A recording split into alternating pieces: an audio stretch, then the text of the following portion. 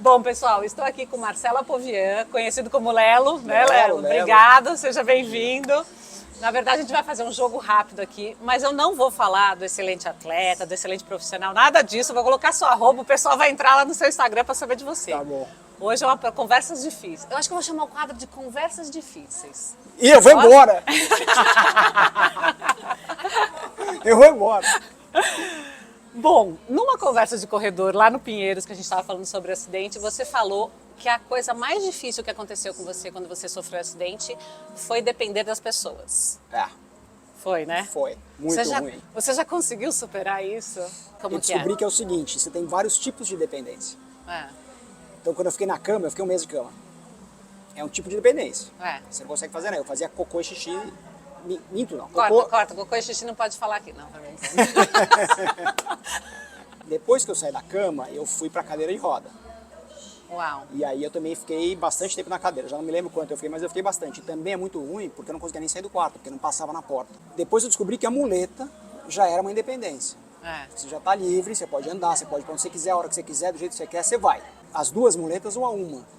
Quando você está com as duas é ruim porque você não consegue carregar muita coisa. Entendi. Quando você está com uma, você já está com a outra mão, aí você está livre. E a dependência emocional daquele momento? Porque assim, eu falo que as coisas acontecem na nossa vida e em determinados momentos aquela coisa parece a pior coisa que aconteceu na sua vida, né? Então assim, quando você é atleta, a pior coisa que pode acontecer é uma lesão, né? Quando você é vamos supor, executivo do mercado financeiro, e aí você não pode sair do quarto, você continua trabalhando. Sim. Então assim, eu acho que dependendo do trauma, tem um momento pior. Eu acho que assim, a dependência emocional, você teve esse apoio, assim, como que foi para você? Ou você sentiu que você se transformou nesse momento? A dependência física é muito ruim, né? Então ficamos fisicamente dependendo dos outros. Eu odiei isso, porque eu sou um cara muito livre que nem você, livre, gosto de fazer o que eu quero. E a emocional eu não tive. O que eu Não tive, te baqueou? Não não. te baqueou, falar Não. nunca mais vou voltar? Não. Eu tinha Não certeza vou- que ia ficar bom.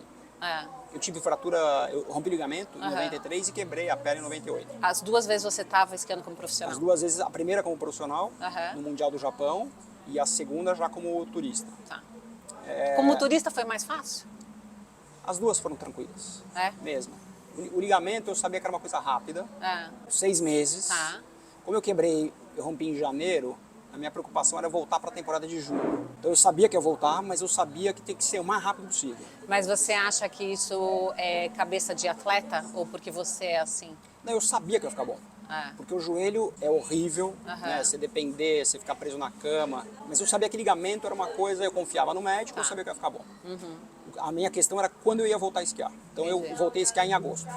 Quando aconteceu a fratura da perna, que aí foi muito longo, e aí começou a se questionar se de fato eu ia ficar bom. Mas eu sempre tive certeza que ia ficar bom. Entendi. Entendeu? Eu não sei de onde veio essa segurança de achar que eu ia ficar bom. Mas você não ficou baqueado emocionalmente, assim, por exemplo, o que eu senti quando eu tive a lesão, assim, eu tava no meu auge também, ia fazer mundial, um monte de coisa e tal. Treinamos junto. Eu senti falta, primeiro eu acho que hormonal, né, a endorfina. Eu acho que eu senti primeiro a falta de endorfina. E depois eu acho que eu senti falta de gente, né? Eu sou uma comunicadora também, então assim, eu senti falta de falar com gente e meio que as pessoas meio que somem, porque você tá numa cama, não pode fazer nada, vou convidar o Lelo para ir jantar, para almoçar. Tem umas visitas, mas a visita também é, né, primeira semana, umas mensagens na segunda semana, mas os últimos 5 meses é só família e as pessoas mais próximas. Esse você não sentiu esse baque? Não, eu fui me adaptando, Aham. porque a perna foi muito longa. Então eu não podia fazer ginástica, eu fazia musculação. Tá, isso ajuda também. Ajudou. Aí o médico uma hora me liberou para pedalar. Então eu comecei a pedalar. Eu fui me adaptando, a perna não ficava boa, mas eu fui me adaptando. Então eu ia pra balada, eu tava solteiro, eu ia pra balada. Entendi, você conseguiu socializar Porque nesse foi tempo. muito tempo, entendeu? Foram 4 anos. 4 anos é muito tempo. Muito. Eu tô O falando corpo- de 6 meses, né? Ele tá falando de 4 anos. Você vai se adaptando. Você vai se adaptando, entendeu? né? A cabeça consegue achar caminhos para se adaptar. Entendi. Eu já li depoimentos de presidiários que não querem sair da cadeia, porque lá tem tudo, tem comida. Já tem adaptação. Eu tava lendo esses dias um livro que eu comecei a ler agora, e falava isso, né? Tinha um leão que ele ficava numa jaula de 4 metros, as pessoas ficaram com pena, tá? E juntaram dinheiro, tal, não sei o quê, montaram um espaço para ele. Ele ficava só num pedacinho de 4 metros, né? Acostuma. Já se adaptou. Agora, eu sentia falta de voltar a correr, de voltar a esquiar, sentia. Mas era mais importante eu ficar bom Entendi. do que a minha vontade. A primeira coisa que eu fiz depois de ficar bom foi esquiar. Isso é bom. Eu não peguei o trauma também. Eu acho que aprendi com o acontecido, mas eu não tô com trauma. Eu já tô marcando uma viagem de esqui, inclusive. Outra pergunta que eu ia te fazer.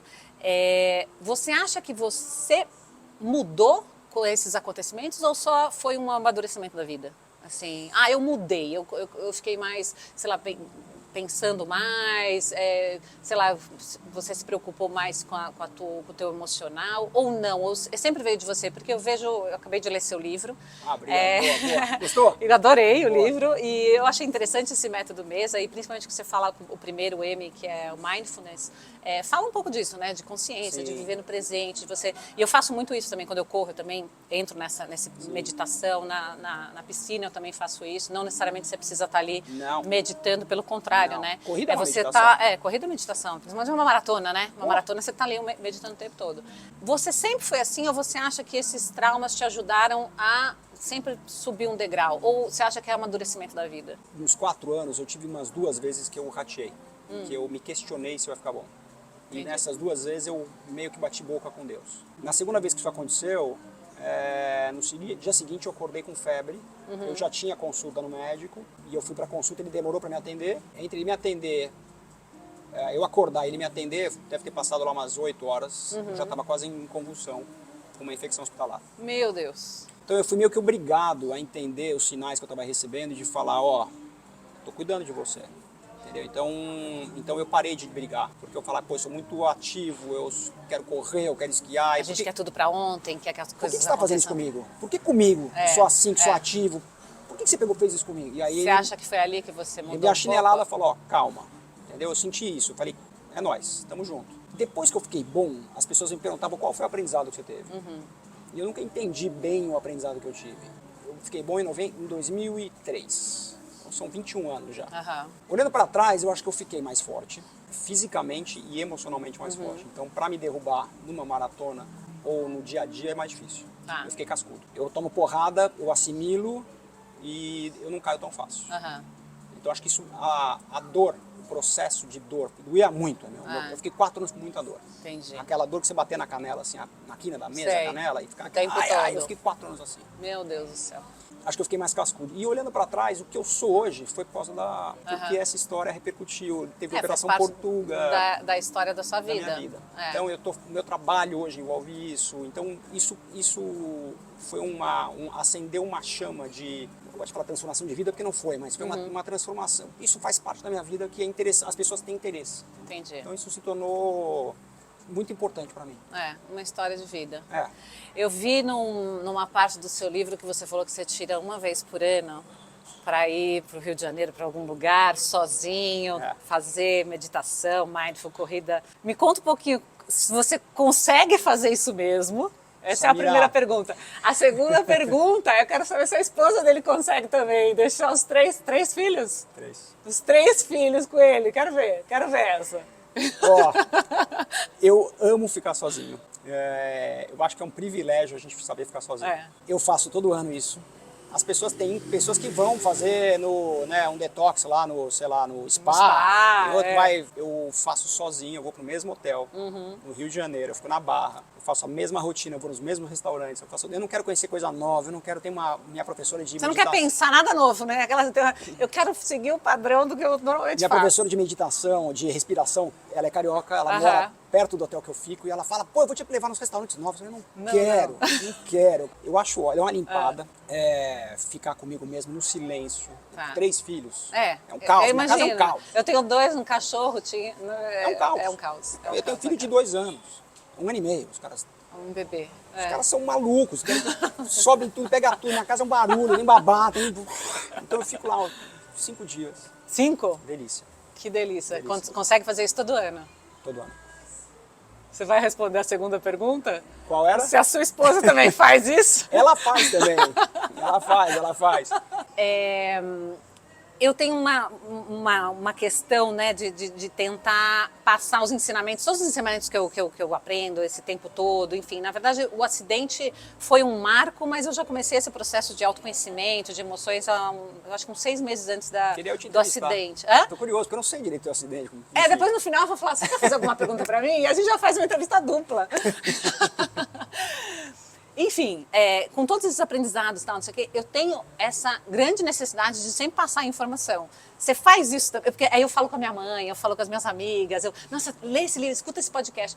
Mas eu entendo também que as pessoas, elas têm um tempo de amadurecimento, né? Elas têm para chegar nesse lugar. Sim. E, enfim, você é executivo, headhunter, já foi atleta e tal, você também tem essa necessidade de passar esses conhecimentos, esse negócio, o processo que você falou, mesa, você fica com seus amigos, não, olha, pensa na alimentação, no mindfulness, no esporte, de família, porque eu sou assim também, eu sento, já quero, olha, vi esse podcast, e às vezes as pessoas não estão preparadas. Você consegue lidar bem com isso? Porque eu falo assim, não, você tem que ver isso, você tem que fazer esse curso.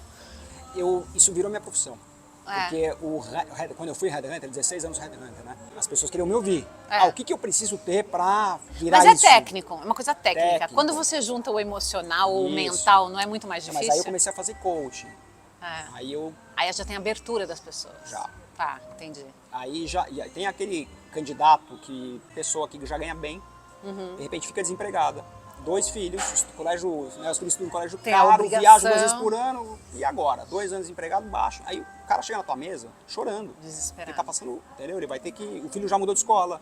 Você vira um psicólogo também? O coach é meio psicólogo? Não, o headhunter vira muito pragmático, porque ele precisa colocar a emoção de lado e colocar o melhor candidato pro cliente contratar. Quando você vai pro coaching, eu não faço mais coaching dessa maneira que eu fazia antes, não sou psicólogo, mas sim, que eu tenho uma experiência de vida, de business, de ter entrevistado muita gente, de ler, de estudar, etc. Então hoje, eu transformei justamente esse meu conhecimento em cursos para os outros, entendeu? E facilidade, né? Porque eu acho que assim, o conhecimento... Você está transmitindo o teu conhecimento através de você ou dos outros que você convida para vir aqui, para os outros. Então, para mim, isso assim, é de uma nobreza, transferência de conhecimento. Eu acho que virou uma... Como que eu posso dizer? Para mim, assim, quando as pessoas falam assim, qual que é o seu propósito, né? Eu não gosto muito dessa palavra propósito, mas assim, se eu puder passar um pouco do que eu tenho para passar para qualquer pessoa, mas eu tenho essa dificuldade das pessoas quererem escutar ou estarem abertas para escutar. Mas porque você planta tem gente que uma semente, eu acho que é isso. Talvez ela né? não esteja pronta, mas em algum momento ela vai te... Aconteceu isso comigo. Você plantava, depois de 6 meses, te liga e fala, putz, aquilo que você falou, clicou podemos aqui. Falar? Podemos falar? E vamos. Vou te contar um caso real que está acontecendo comigo agora. Eu fiz uma palestra na GV. Isso deve fazer 12 anos. Um aluno que estava nessa palestra assistiu, gostou, lembrou de mim, tá passando um pai, faleceu. Ele lembrou de mim, não sei porquê, 12 anos depois, me achou no Instagram, me mandou um direct, passei meu celular para ele, me ligou e falou, tá acontecendo isso, lembrei de você, quero saber se pode me ajudar. E o caso dele era muito próximo do que eu vivi na minha família, etc. E eu acabei fazendo a gente está fazendo esse trabalho de coaching. Mas muito porque eu conheço exatamente o que ele está passando, porque eu passei algo parecido e eu falei, acho que eu consigo gerar aqui, enfim, é interessante para mim e para ele. Tinha um negócio 12 anos atrás. É impressionante. Entendeu? Então você planta hoje, você vai gerando, isso vai ecoando. Então por mais que você esteja aqui, de repente você não está ouvindo, tá. Escutem. E vem ver essa entrevista que está muito boa. Gente, é o seguinte, eu vou colocar o @ do Lelo, falar para vocês darem uma olhada nesse livro, porque assim, não só esse livro, né? Tem Operação Portuga. Você leu Portuga? Eu li. Não, eu sou a louca do livro. Eu fiz direito, nunca trabalhei em direito, mas eu acho que me ensinou que é para ler até. Então aqui está o novo livro do Lelo. Queria te agradecer pela correria, eu sei que sua agenda...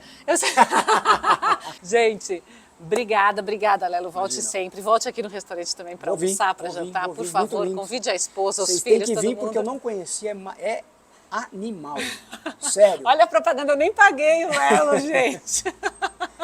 Como chama? Panvino. Gente, obrigada. Volte sempre. E é isso, pessoal. Se vocês tiverem mais dúvidas, escreve aqui no comentário que o Lelo vai ler. Põe o @ do Lelo aí que ele vai responder ali nos comentários. E quando vocês pedirem, a gente traz o Lelo de volta. Bora. Pede aí, gente.